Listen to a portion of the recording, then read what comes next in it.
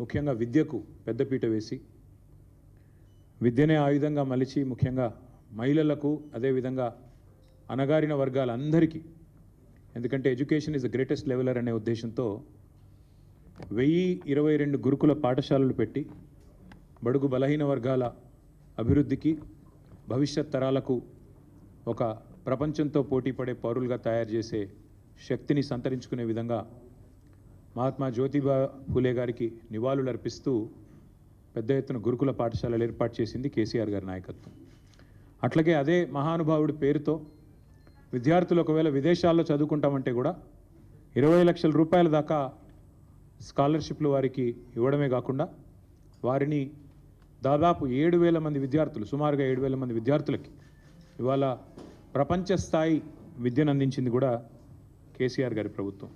మరి అట్లాంటి మహనీయుడి జయంతి సందర్భంగా ఈరోజు వారికి ఘనంగా మేమందరం కూడా ఇప్పుడే నివాళులు అర్పించి మీ ముందుకు మరొక ముఖ్యమైన విషయాన్ని చెప్పడానికి రావడం జరిగింది. నేను ఒక 3 రోజుల కిందట మిత్రులకు చెప్పడం జరిగింది, ఈ కాంగ్రెస్ ప్రభుత్వం వచ్చిన తర్వాత గత 15-16 నెలల్లో వీళ్ళు ఒకటే సింపుల్ మంత్రం పెట్టుకున్నారు.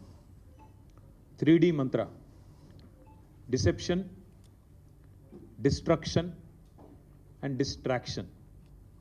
డిసెప్షన్ అంటే మోసం, డిస్ట్రక్షన్ అంటే విధ్వంసం, డిస్ట్రాక్షన్ అంటే దృష్టి మళ్లించడం. ఈ 3D మంత్రం పెట్టుకొని ఇవాళ 15-16 నెలల్లో విచ్చలవిడిగా ఒకవైపు విధ్వంసం చేస్తూ, పేదల బతుకులు ఛిద్రం చేస్తూ, రైతులు ఇప్పుడిప్పుడే బాగుపడి దేశానికే అన్నం పెట్టే స్థాయికి చేరుకున్న రైతన్న కడుపు మీద కొట్టి, మరొక వైపు ప్రజల దృష్టి మరల్చి ఒక భయంకరమైన ఆర్థిక దోపిడీకి రేవంత్ రెడ్డి ప్రభుత్వం పాల్పడుతూ ఉంది. చాలా రకాలుగా పాల్పడుతున్నారు. గతంలో కూడా మేము కొన్ని బయట పెట్టాం. ఈరోజు మరొక కుంభకోణాన్ని మీ దృష్టికి తీసుకొని రావాలి, మీ ద్వారా ప్రజల దృష్టికి కూడా తీసుకొని రావాలి. దేశం మొత్తం నివ్వెరపోయి చూసిన ఘటన మన హైదరాబాద్ సెంట్రల్ యూనివర్సిటీలో జరిగిన పర్యావరణ విధ్వంసం, పర్యావరణ హననం. కానీ అక్కడ జరిగింది కేవలం పర్యావరణ విధ్వంసం, పర్యావరణ హననం మాత్రమే కాదు, మూగజీవుల ప్రాణాలు తీయడమే కాదు. రేవంత్ రెడ్డి గారి ప్రభుత్వం చాలా సక్సెస్ఫుల్గా ఒక అతిపెద్ద ఫైనాన్షియల్ ఫ్రాడ్ అనే దానికి కూడా మొన్న ఈ సెంట్రల్ యూనివర్సిటీ పక్కన ఉన్న అటవీ భూములు ఏవైతే ఉన్నాయో వాటిల్లో వారు చేయడం జరిగింది. ఇది ఒక నేరపూరిత కుట్ర, క్రిమినల్ కాన్స్పిరసీ, విశ్వాసఘాతకం తెలంగాణ ప్రజల పట్ల. మరి అదేవిధంగా సింపుల్గా చెప్పాలి అంటే ఈ 400 ఎకరాలు ఏదైతే ఆనాడు 2004వ సంవత్సరంలో IMG భారత అనే సంస్థకి అప్పటి ప్రభుత్వం కట్టబెట్టిందో, తర్వాత వచ్చిన కాంగ్రెస్ ప్రభుత్వం ఆనాడు ఒక ఆర్డినెన్స్ ద్వారా రద్దు చేసిందో, తిరిగి దాన్ని సవాల్ చేస్తూ ఆ ప్రైవేటు వ్యక్తి ఈ భూమి విషయంలో నాకు అన్ని హక్కులు ఉన్నాయని కోర్టుకు పోతే సుదీర్ఘకాలం, దాదాపు 20 ఏళ్ళు, 19-20 ఏళ్ళు సక్సెసివ్ గవర్నమెంట్స్ ఆఫ్ ఫాట్. ఆనాడు 2014 వరకు ఉన్న ప్రభుత్వం కొట్లాడింది, తర్వాత 2014 నుంచి 2023 డిసెంబర్ దాకా ఉన్న మా ప్రభుత్వం కూడా కొట్లాడి చివరికి మార్చ్ 2024లో తీర్పు వచ్చింది. ఇది ప్రభుత్వ మరి ప్రైవేట్ వ్యక్తికి సంబంధం లేదు, ప్రభుత్వానికి మరి ఏదైతే గతంలో ఇచ్చిన ఆర్డినెన్స్ ఇచ్చారో దాన్ని సమర్థిస్తూ తీర్పు వచ్చింది. ఇవాళ వాస్తవం ఏంటి అంటే అక్కడ సహజంగానే ప్రజలు కానీ, సహజంగానే పర్యావరణవేత్తలు కానీ అక్కడ జరుగుతున్న పర్యావరణ హననం పట్ల, పర్యావరణం మీద జరుగుతున్న దాడి పట్ల విస్మయంతో, ఒక బాధతో, ఆవేదనతో అక్కడ చనిపోయిన 3 జింకల గురించి కానీ, అదేవిధంగా అక్కడ చెట్లు కొట్టేయడం గురించి కానీ, దొంగల్లాగొచ్చి అర్ధరాత్రి అపరాత్రి అని కాకుండా 100 ఎకరాల్లో వారు ఏదైతే దాడి చేసినారో ప్రభుత్వమే మరి రక్షించాల్సిన వాళ్ళే భక్షిస్తుంటే సహజంగానే ఆవేదనతో అటు HCU విద్యార్థులు కానీ, దేశవ్యాప్తంగా పర్యావరణవేత్తలు కానీ ఉద్యమం చేసినారు. కానీ దీని వెనకాల అసలు రేవంత్ రెడ్డి గారు ఇంత హడావుడి, ఇంత హంగామా ఎందుకు చేస్తున్నారు అని మేము ఆరాధిస్తే దీని వెనకాల దాదాపు 10,000 కోట్లను దోచే ఒక భారీ స్కామ్కు వారు తెరదీసినట్టుగా మాకు సమాచారం అందింది. జరిగింది ఏమంటే నిన్న హరీష్ రావు గారు మీకు చాలా వివరంగా ప్రెస్ మీట్లో కొన్ని విషయాలు చెప్పారు. ఎట్లా ఈ ప్రభుత్వం సుప్రీంకోర్టు గైడ్లైన్స్ని తుంగలో దొక్కుతోంది, సుప్రీంకోర్టు తీర్పులను బేఖాతరు చేస్తోంది, ఎట్లా వాల్టా చట్టాన్ని ఉల్లంఘించింది, ఎట్లా ఫారెస్ట్ యాక్ట్ని కూడా ఫారెస్ట్ కన్జర్వేషన్ యాక్ట్ని కూడా ఎట్లా ఉల్లంఘించింది, ఇవన్నీ విషయాలు కూడా నిన్న వారు చాలా వివరంగా చెప్పారు. నేను వాటి జోలికి పోను. కానీ నేను చెప్పేది ఒక సరికొత్త ఆర్థిక నేరానికి ఏదైతే రేవంత్ రెడ్డి ప్రభుత్వం తెరలేపిందో, ఒక గోల్మాల్ ఏదైతే చేస్తూ ఉందో దాని విషయాల్లో నేను మీకు కొన్ని విషయాలు చెప్పాలనుకుంటా ఉన్నాను. ఎక్కడ స్టార్ట్ అయింది అసలు ఈ కుంభకోణం అంతా కూడా? అసలు ఇందాక నేను చెప్పినట్టు ఈ భూమి ఏదైతే ఉన్నదో ఈ 400 ఎకరాల అడవి భూమి అనే మాట నేను చాలా స్పష్టంగా అటవీ భూమి అనే మాట పూర్తిగా ఉన్న అవగాహనతో మాట్లాడుతున్నా. అది కూడా చాలా స్పష్టంగా సుప్రీంకోర్టు తీర్పుల ఆధారంగా మాట్లాడుతూ ఉన్నాను. ఎందుకంటే నిన్న హరీష్ రావు గారు మీకు చెప్పారు, మీరు చూశారు. సుప్రీంకోర్టు 1996లోనే, అంటే దాదాపు 30 ఏళ్ల కిందటనే స్పష్టమైన తీర్పు ఇచ్చింది. అడవి అని ప్రత్యేకంగా రిజర్వ్ ఫారెస్ట్ అని డిక్లేర్ చేయకపోయినా అడవులకు ఉండాల్సిన లక్షణాలు ఉంటే, 0.4 క్యానపీ ఉంటే ఖచ్చితంగా అది ప్రైవేట్ ల్యాండ్ అయినా ఓనర్షిప్ ఎవరిదైనా ఖచ్చితంగా దాని అటవీ భూమిగానే గుర్తించాలి అని సుప్రీంకోర్టు తీర్పు ఇవ్వడమే కాకుండా సుప్రీంకోర్టు రాష్ట్ర ప్రభుత్వాలకు ఆదేశం కూడా ఇచ్చింది. ఏమని?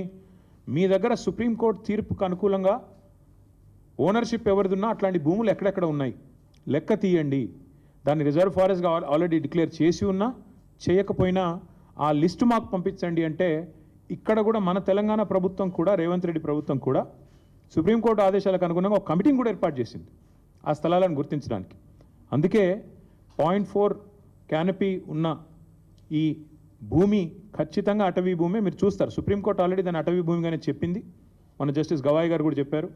ఫారెస్ట్ కన్జర్వేషన్ యాక్ట్ 1980 ప్రకారం రేవంత్ రెడ్డి గారు చేసిన అతిపెద్ద ఫైనాన్షియల్ ఫ్రాడ్ ఏంటి అంటే, ఒక అటవీ భూమిని ఇవాళ తాకట్టు పెట్టడం లేదా అమ్మడం, ఆ అధికారం గవర్నమెంట్ కూడా లేదు. మీకు తెలుసు పోడు పట్టాలు మేము ఇచ్చాం గతంలో. పోడు పట్టాలు కూడా మీకు తెలుసు ROFR కింద పోడు పట్టాలు కూడా they won't give you complete rights on the land. మీరు దాన్ని అక్కడ సాగు చేసుకున్న దానికి అవకాశం ఉంటుంది, పొజిషన్కి అవకాశం ఉంటుంది తప్ప ఓనర్షిప్ ఉండదు, దాన్ని అమ్మేదానికి అవకాశం ఉండదు పోడు పట్టా విషయంలో కూడా. అట్లాగే ఈ అటవీ భూమి ఏదైతే ఉందో, అడవి లక్షణాలు కలిగి ఉన్న భూమి ఏదైతే ఉందో 1980 ఫారెస్ట్ కన్జర్వేషన్ యాక్ట్ ప్రకారం ఇది మొత్తం రేవంత్ రెడ్డి గారికి తెలుసు. ఆయనకు తెలియదని కాదు, ఆయనకు తెలియకుండా జరిగింది అనడానికి కూడా లేదు. ఇక్కడ ఇంపార్టెంట్ ఇష్యూస్ 2-3 నేను మీకు స్పష్టంగా చెప్తాను. ఒకటి, ఎలాంటి ఎన్వైరన్మెంటల్ ఇంపాక్ట్ అసెస్మెంట్ జరగలేదు అని చెప్పి మరి అటవీ శాఖ అనుమతి లేదు, ఎన్వైరన్మెంటల్ ఇంపాక్ట్ అసెస్మెంట్ లేదు, ఇంకా ట్రాన్స్ఫర్ కూడా టైటిల్ది పూర్తిగా కాలేదు. అయినప్పటికీ ఫైనాన్షియల్ ఇన్స్టిట్యూషన్స్ని వెంటనే ఆగమేఘాల మీద ప్రభావితం చేసి ప్రభుత్వ అధికారులు మరి మిస్లీడ్ చేసినారా, ముఖ్యమంత్రి వాళ్ళని డైరెక్ట్ చేసినారా తెలియదు, మరి ఒక భారీ ఆర్థిక నేరానికి పాల్పడ్డారు. ఎట్లా చేసినారు ఇది? ముఖ్యమంత్రి గారికి ఒక బీజేపీ ఎంపీ పూర్తి స్థాయిలో వెనుక ఉండి సహకరించి ఒక బ్రోకర్ కంపెనీని తీసుకొచ్చారు. ఆ కంపెనీ పేరు trust investment advisors private limited అనే పేరుకు మర్చెంట్ బ్యాంకర్, బట్ చేసేది బ్రోకరేజ్. వారు ఈ కాన్సెప్ట్ వారికి చెప్పారు, మీకు FRBMను బైపాస్ చేస్తూ మీకు డబ్బులు తెచ్చిస్తాము, మీరు దానికి గాను మాకు డబ్బులు ఇవ్వండి, ఆ తర్వాత మీ ఇష్టం ఉన్న వాళ్ళకు భూములు అమ్ముకోండి. ఇది ఓవరాల్గా స్కీమ్. దీనిలో అన్ని నిబంధనలు మొత్తం అన్ని చట్టాలు, నిబంధనలు, సుప్రీంకోర్టు తీర్పులు అన్నిటినీ తుంగలో దొక్కారు. RBI గైడ్లైన్స్ను కూడా తుంగలో దొక్కారు. ఎట్లా? I will explain to you.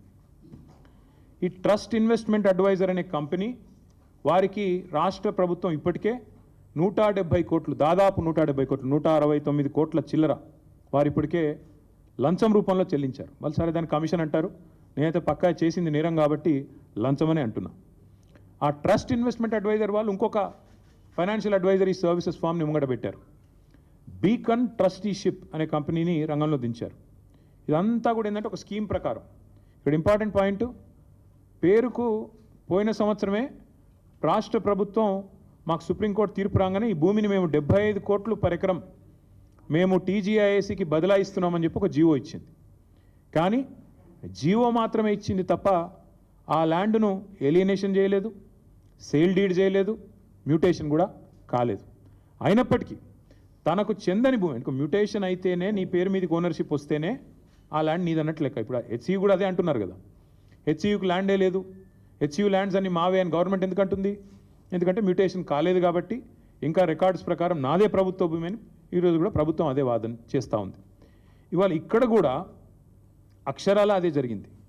జనరల్గా ఇప్పుడు ఉదాహరణకి మీరు ఎవరైనా సరే వ్యక్తిగతంగా మనం ఒక ప్రాపర్టీ, మనకు ఒక ఇల్లో ఫ్లాట్ ఉందనుకోండి, లేదా ఒక ప్లాట్ ఉందనుకోండి, దాని మీద లోన్ తీసుకోవాలనుకుంటున్నారు తనఖా పెట్టి. జనరల్గా ప్రాసెస్ ఏముంటుంది? ఆ ఏరియాలో మీరు ఫలానా ఏరియాలో మీకు ఒక ఫ్లాట్ ఉంది, దాని యొక్క రిజిస్టర్డ్ వాల్యూ ఎంత, మీరు రిజిస్టర్ చేసుకున్నప్పుడు ప్రభుత్వానికి ఏ రిజిస్ట్రేషన్ రేట్ ప్రకారం మీరు డబ్బులు కట్టారు, స్టాంప్ డ్యూటీ ఎంత కట్టారు, దాన్ని బట్టి రిజిస్టర్డ్ వాల్యూ ఎంత. కాకపోతే జనరల్గా ఏముంటుంది, రిజిస్టర్డ్ వాల్యూకి జనరల్గా మార్కెట్ వాల్యూకి ఉండే కొంత అంతరం ఉంటుంది. ఆ మార్కెట్ వాల్యూ ఎంత, దాన్ని బేస్ చేసుకొని మీకు అల్టిమేట్గా లోను ఇస్తారు. ఎందుకంటే దాన్ని తనఖా పెట్టుకోనో లేకపోతే దాన్ని గ్యారంటీ కింద పెట్టుకొని మీకు ఇస్తారు. ఇక్కడ ఏం జరిగింది ఈ విషయంలో? ఒకటి కాదు, రెండు కాదు, అన్నిటినీ తుంగలో దొక్కుతూ ఈ ఫారెస్ట్ యాక్ట్ కానీ ఇందాక నేను చెప్పినట్టు అసలు ఓనర్షిప్ లేదన్న విషయం పక్కన పెట్టి TGIAC has no ownership of the land. TGIAC ఒక పేరుకు ఒక జీవో ఇచ్చారు తప్ప ఇంతవరకు సేల్ డీడ్ కాలేదు, ఎలినేషన్ కాలేదు, మ్యూటేషన్ కాలేదు. TGIAC is not the owner of the land. కానీ ఆ ల్యాండ్ను టీజీఐఏసీ, ఇక్కడ నేను ఊరికనేది మాట్లాడట్లేదు, this is the stamps and registrations department statement of encumbrance. ఏదైతే రేవంత్ రెడ్డి గారి ప్రభుత్వం ఈ భూములు తనవి కాకపోయినప్పటికీ ఏదైతే టీజీఐఏసీ ఆ బీకన్ అనే కంపెనీకి రాసిచ్చేసిందో దానికి సంబంధించిన వివరాలు, ఈసీ ఎన్కంబరెన్స్ మీరు కూడా దొరుకుతుంది, ఆన్లైన్ వెతికితే మీకు కూడా వెంటనే దొరుకుతుంది. తనది కాదు భూమి, కేవలం జీవో ఉంది తప్ప ఈరోజు వరకు సేల్ డీడ్ కాలేదు, మ్యూటేషన్ కాలేదు. అయినా తనది కాని భూమిని తాకట్టు పెట్టి టీజీఐఏసీ ముఖ్యమంత్రి గారు అదేదో వారెవరో బ్రోకర్ సంస్థ చెప్పిందని పట్టుకొని పెట్టేసినారు. పెట్టేస్తే జనరల్గా ఏమవుతుంది, లోన్ ప్రాసెస్ స్టార్ట్ అయ్యేటప్పుడు 3-4 విషయాలు చూసుకుంటారు. ఏ బ్యాంక్ అయినా కూడా ఏం చూస్తారు? మార్కెట్ వాల్యూ ఎంత, రిజిస్ట్రేషన్ వాల్యూ ఎంత, ఇది ఒకవేళ నేను లోన్ ఇస్తే మళ్ళీ తిరిగి నాకు పైసలు వస్తాయా, ఇవన్నీ చూసుకొనే ఇస్తారు. కానీ ఇక్కడేం జరిగింది, అసలు ఈ భూమికి యాజమాన్య పత్రాలు లేవు, రిజిస్ట్రేషన్ డాక్యుమెంట్ లేదు. That itself is a big crime. First టీజీఐఏసీని, ఇండస్ట్రీస్ డిపార్ట్మెంట్ని, ఇండస్ట్రీస్ సెక్రటరీని జైల్లో వేసేంత పవర్ఫుల్ ఎవిడెన్స్ ఇక్కడే ఉంది. నీది కాని భూమి నువ్వు ఎట్లా అమ్ముతావు అసలు? ఇప్పుడు రంగారావు గారి భూమి లేదా ఆయనకు ఫ్లాట్ ఉంది, నేను తనఖా పెట్టి తీసుకున్నాను అనుకోండి డబ్బులు. ఫస్ట్ ఆఫ్ ఆల్ ఎవడన్నా ఇస్తే వాడిది తప్పే అవుతుంది, నాది కూడా తప్పే అవుతుంది. ఆయన నాది కాని దాన్ని తీసుకుపోయి నేను పెడితే నాది తప్పే, ఇచ్చే ఇన్స్టిట్యూషన్ కూడా తప్పే అవుతుంది. అట్లాగే ఇక్కడ తనకు సంబంధం లేని భూమిని ఇవాళ రిజిస్ట్రేషన్ పత్రం లేదు, యాజమాన్య పత్రం లేదు, ఏది లేకపోయినప్పటికీ ఒక నామమాత్రపు జీవో, అది కూడా ఎప్పుడు ఇచ్చారు? 26/6/2024లో జీవో నెంబర్ 54 ప్రకారం ఇచ్చేస్తున్నాం భూములు అని చెప్పి పేపర్ మీద మాత్రం ఇచ్చేసినారు. పేపర్ మీద తప్ప తర్వాత ఫాలో అప్ లేదు, సేల్ డీడ్ లేదు, రిజిస్ట్రేషన్ లేదు, మ్యూటేషన్ లేదు, ఏది జరగలేదు. కేవలం టైటిల్ ట్రాన్స్ఫర్ కూడా కాకుండానే నాది అని టీజీఐఏసీ బ్యాంకుల దగ్గరికి, బ్రోకర్ల దగ్గరికి పోయింది. That is the biggest crime number 1. రెండవది, ఈ మోసపూరితమైన ఈ ఫైనాన్షియల్ ట్రాన్సాక్షన్ని ఆమోదించడం రెండో కుంభకోణం. అసలు సరే వీళ్ళు తప్పు చేస్తున్నారు, టీజీఐఏసీ వాళ్ళు నాది కాని భూమి పెడుతున్నారు, ఇచ్చేవాడి కన్నా బుద్ధి ఉండాలి కదా, చూసుకోవాలి కదా, డ్యూ డిలిజెన్స్ చేయాలి కదా. కానీ ఆగమేఘాల మీద అసలు టైటిల్ చూడకుండా, ఓనర్షిప్ ఉందా లేదా చూడకుండా, ఈ మధ్యలో కూడా బ్రోకర్ ట్రస్ట్ అనేవాడు చెప్పాడు కాబట్టి బీకన్ అనేవాడికి ట్రాన్స్ఫర్ చేస్తూ టీఎస్ఐఏసీ రాసిచ్చింది, వాళ్ళు తీసుకున్నారు, ఐసిఐసిఐ బ్యాంకు 10,000 కోట్లకు ఇచ్చేశారు. ఇక్కడ ఇంకా విచిత్రం ఏంటంటే ఈరోజు రిజిస్ట్రేషన్ డిపార్ట్మెంట్ ప్రకారం, స్టాంప్స్ అండ్ రిజిస్ట్రేషన్స్ డిపార్ట్మెంట్ ప్రకారం ఆ ఏరియాలో కంచే గచ్చిబౌలి ఏరియాలో గజం విలువ 26,900. అంటే మొత్తం 400 ఎకరాలను మీరు గజాల వారీగా కొలిస్తే మొత్తం as per the government record 5,239,84,84 మాత్రమే.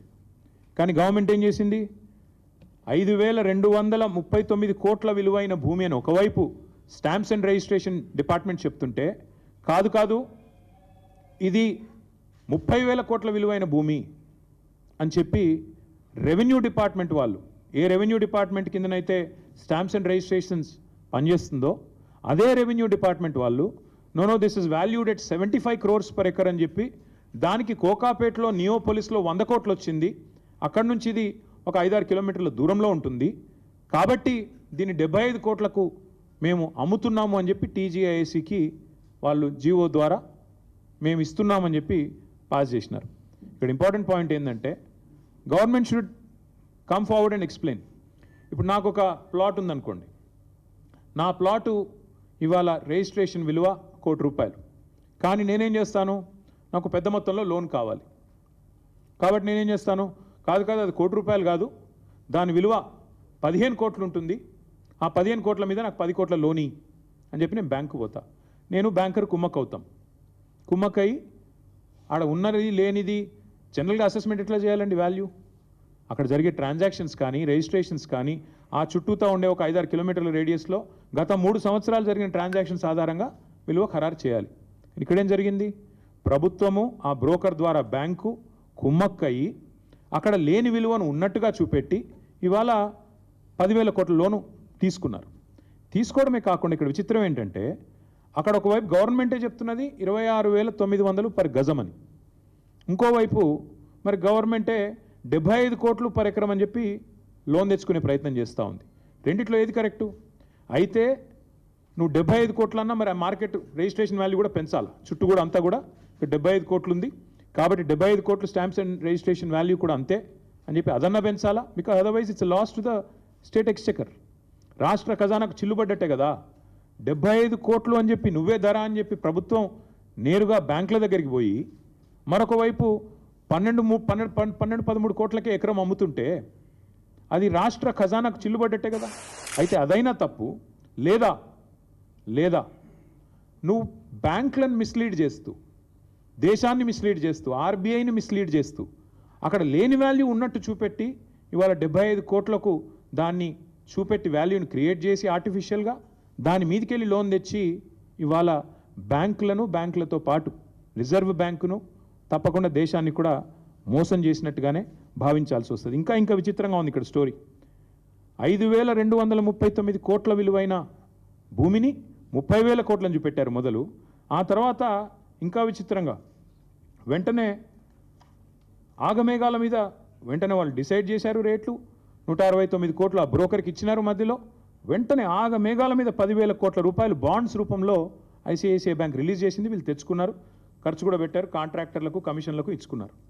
ఇక్కడ ఇంట్రెస్టింగ్ విషయం ఏంటంటే జీవో నెంబర్ 54 ప్రకారం పోయిన సంవత్సరం ఐ థింక్ ఇన్ జూన్ మీరే 75 కోట్లు పర్ ఎకరం అని చెప్పారు. దానికి కోకాపేటలో ఉండే 100 కోట్లు పర్ ఎకరం అనే ఆప్షన్ని ఒక ఎగ్జాంపుల్గా బెంచ్ మార్క్ కింద మీరే చూపెట్టారు. కానీ విత్ ఇన్ 5 months జూన్లో మీరే జీవో ఇస్తారు, 75 కోట్లు అంటారు. విత్ ఇన్ 5 months మళ్ళీ ఇంకో సంస్థతో ఏదో అసెస్మెంట్ చేయించారంట. November 23 నాడు valuation report, this is done by some ఫరీష్ Rao and Rao associates అనే సంస్థతో అసెస్మెంట్ చేసి November 23 నాడు కొత్త వాల్యుయేషన్ తీసుకొచ్చారు.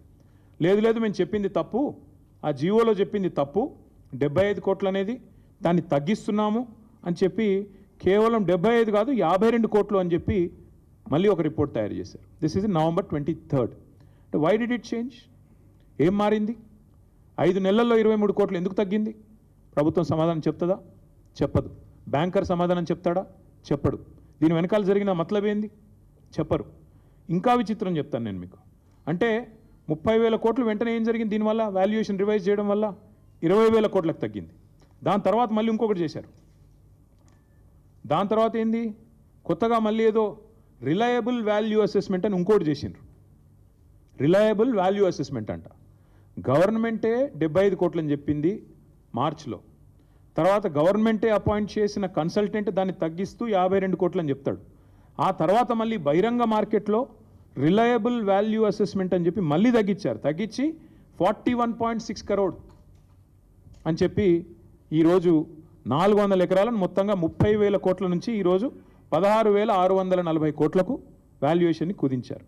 కుదించిన తర్వాత ఇవాళ ప్రభుత్వం చేస్తున్న కుట్ర ఏంటంటే అదే బ్యాంకరు అదే బ్రోకర్ను అడ్డం పెట్టుకొని తమ వాళ్ళు కొంతమంది ఢిల్లీ బాంబే బిల్డర్లను పిలుచుకొని మొదలు 75 కోట్లని చెప్పినా దాన్ని ఆల్మోస్ట్ సగానికి తగ్గించి వాళ్లకు అడ్డికి పావు షేరుకు ఈ భూములను అమ్మాలన్నదే రేవంత్ రెడ్డి గారి యొక్క పన్నాగం. ఇక్కడ ఇంపార్టెంట్ పాయింట్ ఏంటి అంటే ఇది కూడా నేను మీకు ప్రజెంట్ చేస్తాను. ఇక్కడ ఇంపార్టెంట్ పాయింట్ ఏంటంటే the question I'm asking the government, question I'm asking టీజీఐఏసీ. First of all you don't have ownership. టీజీఐఏసీ నీది కాని భూమిని నువ్వు ఎట్లా తనఖా పెట్టావు, ఒప్పుకున్నవాడు ఎట్లా ఒప్పుకున్నాడు? Is this not crime? Is this not fraud? Number 1. Number 2, beacon trusteeship అనే కంపెనీ, అదేవిధంగా ఆ ట్రస్ట్ అనే broker, how did the government select them? What was the నామ్ followed? What was the process followed? ఎవరికి ఇచ్చారు, ఎట్లా ఇచ్చారు, ఎందుకు ఇచ్చారు? ఏమైనా ట్రాన్స్పరెన్సీ ఉందా ప్రాసెస్లో? లేకపోతే మీ ఇష్టమైన వాడికి ఆ బీజేపీ ఎంపీ గారు చెప్పంగానే వాడిని తీసుకొచ్చి కట్టబెట్టారా? ప్రభుత్వం సమాధానం చెప్పాలి. ఎందుకంటే చిన్న ఒక రూపాయి ఖర్చు పెట్టాలన్నా ప్రభుత్వంలో ఈ ప్రొక్యూర్మెంట్ ఉంటుంది. ₹1,00,000 ఖర్చు పెట్టాలన్నా, ₹1,00,000 టెండర్ పిలవాలన్నా ఈ ప్రొక్యూర్మెంట్ ఉంటుంది. మరి ఏ బేసిస్లో ఈ బీకన్ ట్రస్ట్, అదే బీకన్ ట్రస్టీషిప్, తర్వాత వాడేవాడు ట్రస్ట్ అడ్వైజర్స్ అనేవాడిని ఏ బేసిస్లో ప్రభుత్వం సెలెక్ట్ చేసింది? ఏ ప్రాసెస్ ఫాలో అయ్యింది? ఏ రకంగా వీళ్ళని సెలెక్ట్ చేశారు అంటే సమాధానం లేదు. ఎందుకంటే వాళ్ళు ఇష్టం వచ్చినట్టు ఇష్టారాజ్యంగా చేశారు. దాంతోపాటు సుప్రీంకోర్టు తీర్పు 96లోనే స్పష్టంగా ఉంది, any land, any area which has a forest like character, even though its ownership vest with government or private, can be classified as forest అని చెప్పి తీర్పు ఇవ్వడమే కాకుండా కమిటీని కూడా రాష్ట్ర ప్రభుత్వం ఏర్పాటు చేసింది ఐడెంటిఫై చేయడానికి. అట్లా ఎక్కడెక్కడ ల్యాండ్స్ ఉన్నాయి వాటికి కూడా మీకు ఇస్తాను నేను, అప్పుడు ఎప్పుడు ఏర్పాటు చేశారు కమిటీ అనేది. ఇదంతా ఎందుకు చెప్తున్నాను అంటే ఇవాళ ఒక అటవీ భూమిని అమ్మడమే తప్పంటే, నీది కాని భూమిని అమ్మడమే ఇంకా పెద్ద తప్పంటే, ట్రాన్స్పరెన్సీ ఫాలో కాకుండా మొదలు 30,000 కోట్లని, ఆ తర్వాత 20,000 కోట్లని, చివరికి 16,000 కోట్లని, అసలు రిజిస్ట్రేషన్ వాల్యూ 5,200 కోట్లున్న భూమిని ఎంతమందిని పిచ్చోళ్ళని చేసి రేవంత్ రెడ్డి గారు ఈ ఆర్థిక ఫ్రాడ్కు పాల్పడుతున్నారు? అల్టిమేట్గా దీని వెనకాల మతలబేంది? మీరు దయచేసి నేను మిమ్మల్ని అడిగేది, నేనేదో ఇది కేవలం ఆరోపణ చేయడం లేదు, నేను వదిలిపెట్టను కూడా ఈ అంశాన్ని. దీన్ని మేము ఇవాళ I'm writing to the governor of Reserve Bank of India, I'm also writing to the Serious fraud Investigation Office, Ministry of Corporate Affairs, government of India. I'm also writing to the SEBI ఎందుకు రాస్తున్నాను అంటే ఆ Beacon అనేవాడు, Beacon trusteeship అనేవాడు, is already a member of the stock exchange. అట్లాగే we're writing to the Central Vigilance Commission and we're also writing to the Central Bureau of investigation. ఈ 5 ఏజెన్సీలకి ఇవాళ మా పార్టీ తరఫున ఇప్పుడు నేను మీకు చెప్పిన విషయాలు, వాటితో పాటు మిగతా వివరాలు అనెక్జర్స్తో సహా, మొత్తం అన్ని ఆధారాలతో సహా మేము ఈ 5 ఏజెన్సీస్కి, నేను మళ్ళీ చెప్తాను, రిజర్వ్ బ్యాంక్ ఆఫ్ ఇండియాకి, ఎందుకంటే ICICI bank is ultimately answerable to reserve Bank of India, serious fraud Investigation office, this is called SFIO, వారికి మినిస్ట్రీ ఆఫ్ కార్పొరేట్ అఫైర్స్ కింద వస్తుంది, వారికి, వారితో పాటు సెబీకి, సివిసికి, సిబిఐకి, 5గురికి కూడా ఇవాళ మా పార్టీ తరఫున నేను వ్యక్తిగతంగా అన్ని ఆధారాలతో లెటర్ రాస్తా ఉన్నాను. ఖచ్చితంగా ఇన్వెస్టిగేట్ చేయాలని చెప్పి కూడా నేను వారిని కోరుతా ఉన్నా. ఇక్కడ ముఖ్యమైన పాయింట్ ఏమంటే ఈ మొత్తం కుంభకోణం వెనకాల రేవంత్ రెడ్డి గారికి అండగా బ్యాక్గ్రౌండ్లో నిలబడ్డది, ఈ అంతా మేనేజ్మెంట్ అంతా చేసింది ఒక బీజేపీ ఎంపీ. ఆ బీజేపీ ఎంపీ గారికి ఈయన కూడా కొంత అనుచితమైన లబ్ధి చేకూరుస్తున్నారు రాష్ట్ర ప్రభుత్వం ద్వారా. ఎందుకంటే ఇక క్విడ్ ప్రోకో కదా, నేను ఇది చేస్తాను, నాకు అది చేయాలి, అది జరుగుతూ ఉంది ఇప్పుడు. ఇప్పటికిప్పుడు నేను దొంగ చేతికి తాళాలు ఇవ్వను, ఆ ఎంపీ గారి పేరు కూడా నేను బయట పెడతాను, నెక్స్ట్ ఎపిసోడ్లో బయట పెడతాను. ఎందుకంటే దీని వెనకాల ఉన్నది మొత్తం, దీని వెనకాల నడుపుతున్నది ఆ బ్రోకర్ను తెచ్చింది, ఆ బ్రోకర్ను రాష్ట్ర ప్రభుత్వానికి అటాచ్ చేసింది, ఆ బ్రోకర్ని అల్టిమేట్గా ఈ రకంగా ఆర్బీఐ, ఐసిఐసిఐ బ్యాంకు నిబంధనలు పాటించకుండా ఆగమేఘాల మీద 10,000 కోట్ల రూపాయలు అన్నిటిని వయలేట్ చేస్తూ తెచ్చింది కూడా ఆ ఎంపీ గారి సారథ్యంలోని ఆ బ్రోకర్. ఎందుకంటే అంత స్ట్రాంగ్ బ్యాకింగ్ ఉంటేనే యూనియన్ గవర్నమెంట్ది ఇంత వేగంగా డబ్బులు వస్తాయి. లేకపోతే ₹10 పుట్టాలన్న సామాన్యుడికి దేశంలో ₹10 బ్యాంకు నుంచి రావాలంటే 10 క్వశ్చన్లు కాదు 100 క్వశ్చన్లు అడుగుతారు. ఒక లోను శాంక్షన్ కావాలంటే, హోమ్ లోను మీ అందరికీ తెలుసు, అందరికీ ఉండే ఉంటాయి ఇక్కడ లోన్లు, హోమ్ లోన్ శాంక్షన్ కావాలంటే ఎన్ని పేపర్లు దస్కత్ పెట్టాలి? అట్లాంటిది 10,000 కోట్లు నీది కాని భూమికి కూడా ఇచ్చినవాడు నేరస్తురా కాదా? ఇంకొక మాట, ఇక్కడ బీకన్ ట్రస్టీషిప్ కానీ టీజీఐసి కానీ, they violated so many things. I'll even once again present it to you. First of all కాని ల్యాండ్ని పెట్టారు, తనఖా పెట్టారు, వాళ్ళ సంబంధం లేని ల్యాండ్ని మార్ట్గేజ్ చేసినారు, అప్పు తీసుకున్నారు. అట్లాగే knowing fully well this land is litigated, తెలుసు వాళ్ళకి ల్యాండ్ లిటిగేషన్లో ఉందని తెలుసు, లిటిగెంట్ ల్యాండ్ అని తెలుసు, హెచ్సియు ఆల్రెడీ క్లెయిమ్ చేస్తుందని తెలుసు. ఇన్ని తెలిసి కూడా కేవలం పైన అసలు ఒక్క ఐసిఐసిఐ ఎవడైతే 10,000 కోట్లు ఇచ్చాడు, have they come for field inspection? అసలు భూమి ఉందా లేదా అని వచ్చారా? మీకు ఫ్లాట్ ఉంటే దాని మీద మీరు ₹1,00,00,000 అప్పు అడిగితే వచ్చి బ్యాంక్ వాడు చూసుకొని పోతాడా లేదా? అసలు ఐసిఐసిఐ బ్యాంక్ వాడు ఎవడన్నా వచ్చాడా ఈ భూమి మీదకి? ఈ భూమి కాడికి వచ్చిండా? ఈ భూమి నిజంగా టీజీఐఎస్ ఇదా కాదా అని చెక్ చేసిండా? ఏదీ జరగలేదు. కేవలం పేపర్లు, ఫోన్ కాళ్ళు, ఈమెయిల్లు, బ్రోకర్లు, కమిషన్లు, దందాలు, వాటి ఆధారంగా 10,000 కోట్లు ఇవాళ రాష్ట్ర ప్రభుత్వానికి ట్రాన్స్ఫర్ అయినాయి. ఈ 10,000 కోట్లు రేవంత్ రెడ్డి వాళ్ళ అబ్బనో కట్టడు. అల్టిమేట్గా ప్రభుత్వం కట్టాలి, ప్రజల పైసలు మళ్ళీ రేపు కట్టాల్సింది. రేపు వచ్చే ప్రభుత్వం మళ్ళీ మాదే. అవసరమైతే మరి మేము కూడా దీన్ని మీద చూడాలి ఏం చేయాలో. అల్టిమేట్గా నేను అనేది ఏమంటే, ఈ అక్రమ లావాదేవీకి సంబంధించిన ఈ రుణం ఏదైతే వాళ్ళు ఉన్నారో, బాండ్స్ రూపంలో తీసుకున్నారో, ఇది ప్రభుత్వం చేసిన అతిపెద్ద నేరం. 2 ప్రైవేట్ సంస్థలు కుమ్మక్కై సేకరించిన చేసిన ఆర్థిక దోపిడీ ఇది. దీని మీద ఒకవేళ కేంద్ర ప్రభుత్వం కనుక స్పందించకపోతే నేను నిర్దిష్టమైన ఆధారాలతో సహా, డేట్లతో సహా ఈ లెటర్ రాస్తున్నా. ఊరికనే ఏదో ఆషామాషిగా ఒక పేజ్ రాయడం లేదు, పూర్తి వివరాలతో రాస్తా ఉన్నాను. ఇప్పుడు నేను మీకు చెప్పినవి వాటికి పూర్తి స్థాయి బ్యాకింగ్తో సహా, డాక్యుమెంట్స్తో సహా రాస్తున్నా. ఒక అడవి నమ్మడమే నేరం అంటే, బ్యాంకులను మోసగించడం ఇంకో నేరం అంటే, కాని భూమిని, తమది కాని భూమిని అమ్మడం ఇంకో నేరం అంటే, ప్రజల డబ్బును కూడా దోచుకున్నారు.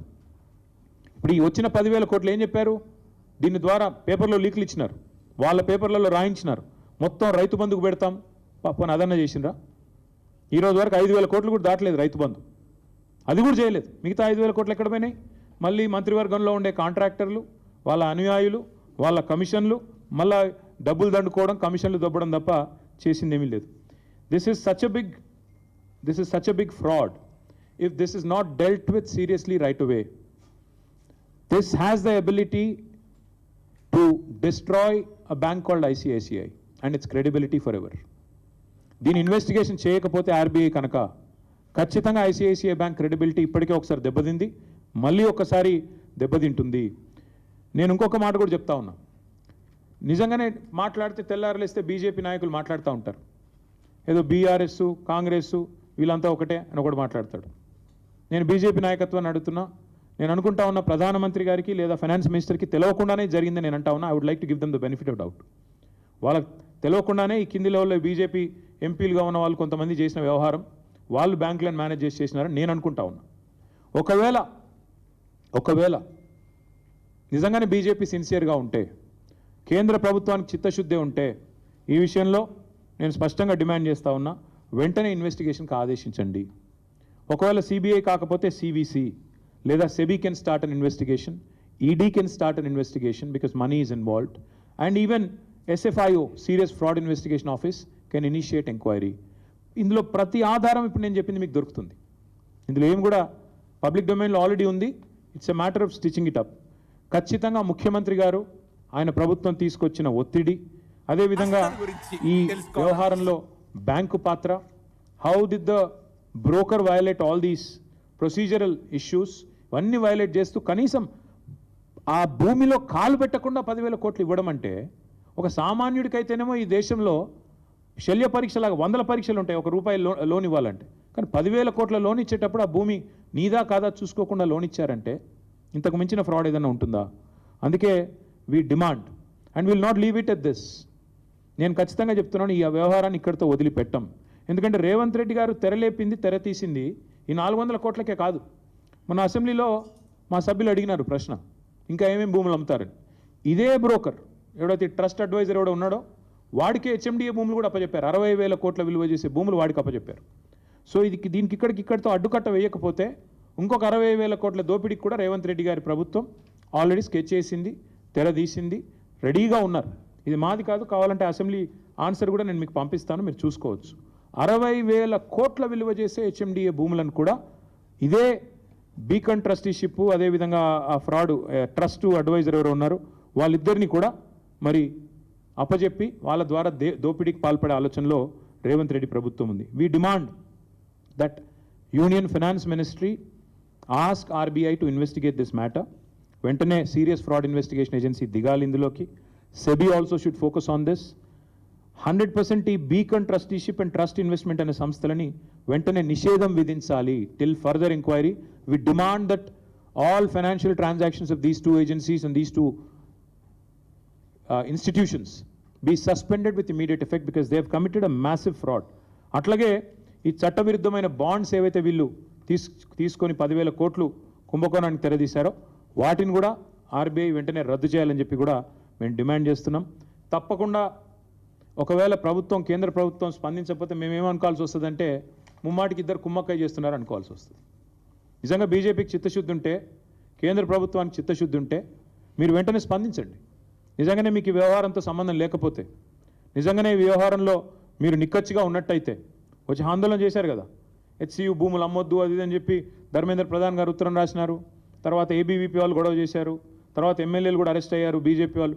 మరి if you are serious then immediately call for an enquiry. లేకపోతే ప్రజలు ఖచ్చితంగా ఇద్దరు కలిసే చేస్తున్నారు ఇది అనుకునే ప్రమాదం ఉంది.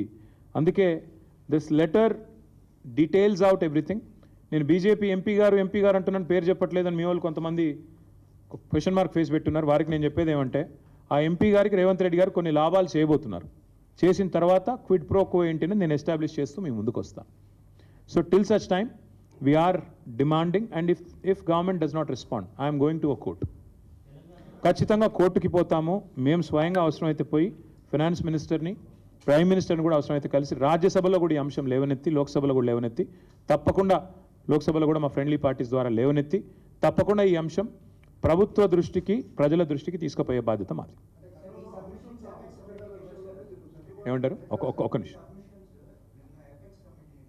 Apex committee had come to determine whether or not, apex కమిటీకి మేము డీటెయిల్డ్గా, నేను హరీష్ రావు గారి నేతృత్వంలో, సబితా గారి నేతృత్వంలో, ఆర్ఎస్ ప్రవీణ్ కుమార్ గారు, ఇంకా ఇతర పెద్దలందరూ, శ్రవణ్ గారు అందరూ పోయి చాలా వివరంగా చాలాసేపు చాలా విషయాలు చెప్పారు. అందులో ఎట్లా ప్రభుత్వం ఎందుకంటే నేను వచ్చిన apex committee chairman is an IFS officer, forest service officer.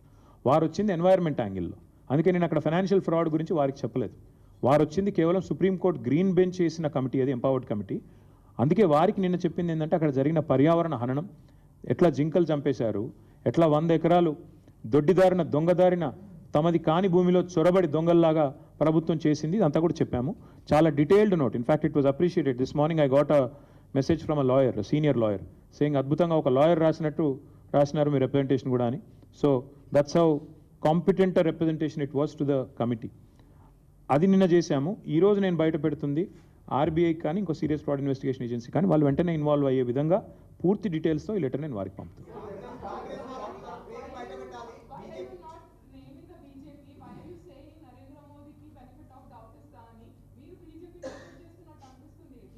అంటే శిక్ష వేసే ముందు ఎప్పుడైనా కూడా you have to give somebody some time.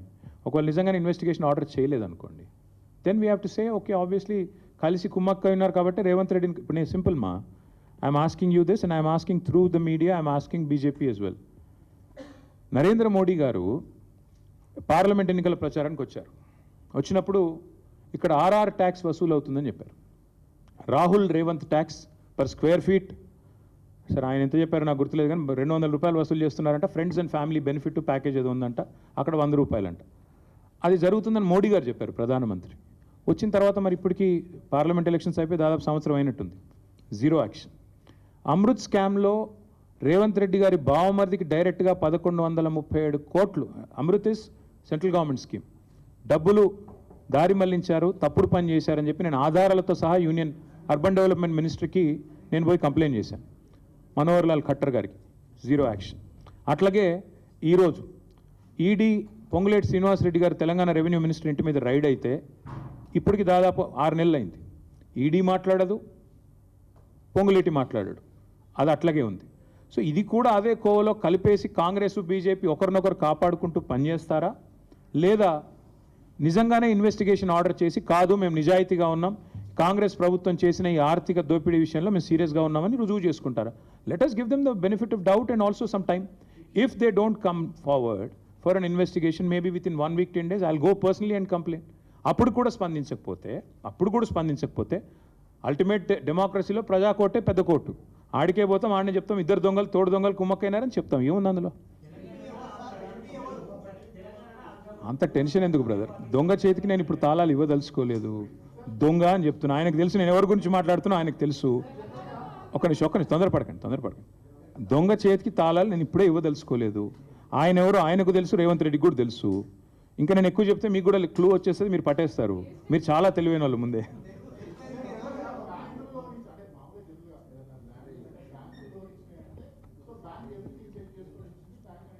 అదే రమణ, ఈ దేశం ఎట్లుందంటే రమణ గారు ఒక నిమిషం, ఈ దేశం ఎట్లుందంటే రమణ ఒక నిమిషం రమణ ఒకవేళ లోన్ అడిగితేనేమో 100 డాక్యుమెంట్లు చెక్ చేస్తారు. అదే ఒక పెద్దవాడు ఆర్థిక సంపన్నుడు లేదా బాగా కనెక్టెడ్ ఉన్నవాడు అడిగితేనో నిమిషాల మీద నీకు అసలు ల్యాండ్ ఉందా లేదా కూడా చూడకుండా ఇస్తారు. ఇవాళ జరిగింది ఇక్కడ అదే. That is exactly my point. ఎందుకంటే ఐసిఐసిఐ లాంటి బ్యాంకు ఒక అతిపెద్ద బ్యాంకు, ఇండియాలో ప్రైవేట్ బ్యాంక్స్లో ఒక అతిపెద్ద బ్యాంకు. అలాంటి బ్యాంకు 400 ఎకరాలు నీకు ఇస్తున్నాను అంటే అసలు ఓనర్షిప్ అసెటైన్ చేసుకోకుండా, ఫీల్డ్లో అసలు నీకు ఉందా లేదా నీ చేతుల్లో భూమి అని చెప్పుకోకుండా వచ్చి ఇచ్చేస్తారా 10,000 కోట్లు? ఎందుకు జరిగింది ఇది? మధ్యలో ఉండే బ్రోకర్కి ఇచ్చిన 170 కోట్ల లంచం, రేవంత్ రెడ్డి ఆ బీజేపీ ఎంపీ కలిపి ఆడిన నాటకం, పైనుండే కొంతమంది అధికారుల సహకారంతో ఆర్బీఐతో ఉండే ఒక అంతర్గతమైన దాంతో చేశారు ఇదంతా. అందుకే నేను అంటున్నా సీరియస్ ఫ్రాడ్ అని ఎందుకంటున్నా, ఎస్ఎఫ్ఐఓ ఇన్వాల్వ్ కావాలని ఎందుకంటున్నా. 10,000 కోట్ల ధనం ఇవాళ ఐసిఐసిఐ ఇవ్వడము తప్పు, అది కూడా నాది కాని భూమిని నేను తనఖా పెట్టడమే తప్పు కదా. కాబట్టే ఇవాళ we are asking for an enquiry. చేస్తారా లేదా సస్తారా వాళ్ళ ఇష్టం. అది I think that is something we have to wait and see. Diwakar గారు ఒక దివాకర్ గారు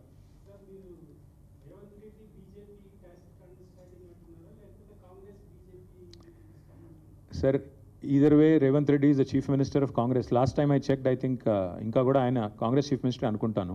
కొంతమంది వాళ్ళ పార్టీ ఎమ్మెల్యేలు అనుకోవట్లేదు కానీ ఇంకా అనుకుంటున్నాను నేనైతే. కాబట్టి మరి I think it's a direct collusion at the highest level, chief minister's office guiding this whole thing, and this sort of fraud being perpetrated on the people and hoisted on the country.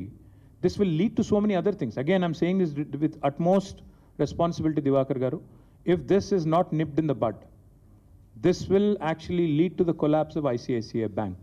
I'm saying this with utmost responsibility. ఎందుకంటే ఊరికే చెప్పట్లేదు నేను. 10,000 కోట్లు అట్లా యాదృచ్ఛికంగా ఊరికే ఎవరు అట్లా ఇచ్చేయరు, అట్లా ఇచ్చేయరు నార్మల్ కోర్సులో. కానీ ఇక్కడ ఇస్తున్నారు అంటే దీని వెనకాల ఎంత పెద్ద కుంభకోణం ఉందో దాన్ని బట్టి మీరు అర్థం చేసుకోండి.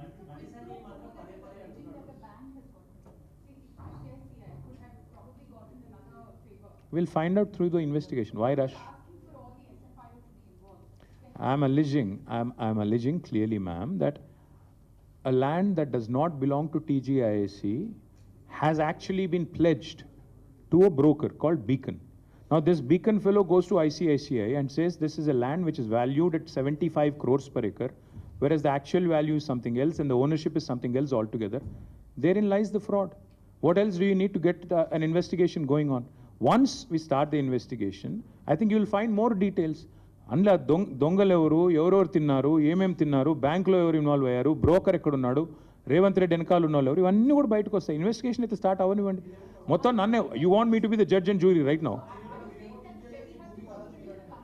Absolutely, not just SEBI. I'm saying CVC, SEBI, everybody is competent to intervene in this.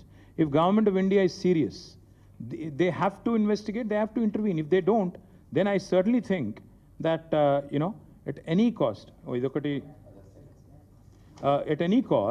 at any cost, ultimately, ఇవాళ జరిగేది ఏమంటే మీరు రాష్ట్ర ప్రభుత్వం చేసిన ఈ ఆర్థిక దోపిడీ, ముఖ్యమంత్రి గారి కనుసనలో జరిగిన ఈ ఆర్థిక దోపిడీ, ఇఫ్ ఇట్ గోస్ అన్చెక్డ్, వాళ్ళు నెక్స్ట్ దానికి ఆల్రెడీ 60,000 కోట్ల కుంభకోణానికి రెడీగా ఉన్నారు.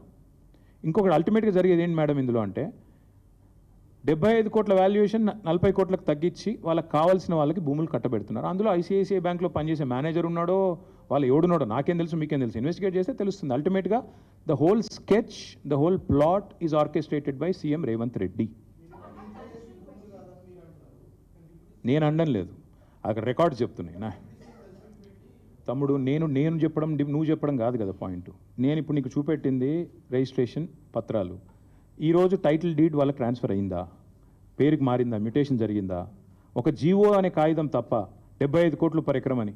తర్వాత ఇప్పుడు బ్రదర్ నీకు తెలుసు కదా ప్రాసెస్ ఎట్లుంటుందని. ఒక ప్లాట్ కొనుక్కున్నావు బ్రదర్, ప్లాట్ కొనుక్కుంటే ఏం స్టెప్స్ ఉంటాయమ్మా? రిజిస్ట్రేషన్ ఉంటుంది, తర్వాత మ్యూటేషన్ ఉంటుంది, అంతేనా? సేల్ అగ్రిమెంటు, సేల్ డీడీ అని జరగాలి. జరిగిన తర్వాతనే ఫైనల్గా నీకు నీ పాస్బుక్లోకి ఎక్కుతుంది.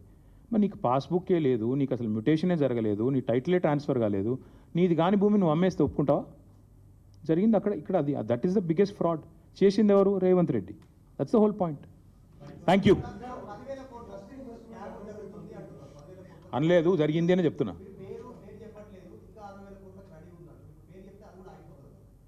తమ్ముడు నువ్వు తొందర ఎందుకు పడుతున్నావు ప్రతిదానికి?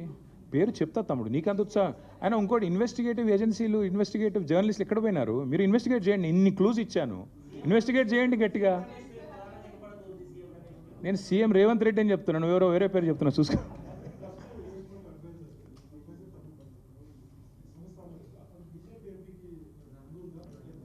ఇన్వెస్టిగేటివ్ జర్నలిజం ఎందుకయ్యా నాకు అర్థం కాదు. జర్నలిజం స్కూల్లో ఏం చదువుకున్నారు, గట్టిగా ఇన్వెస్టిగేట్ చేయండి.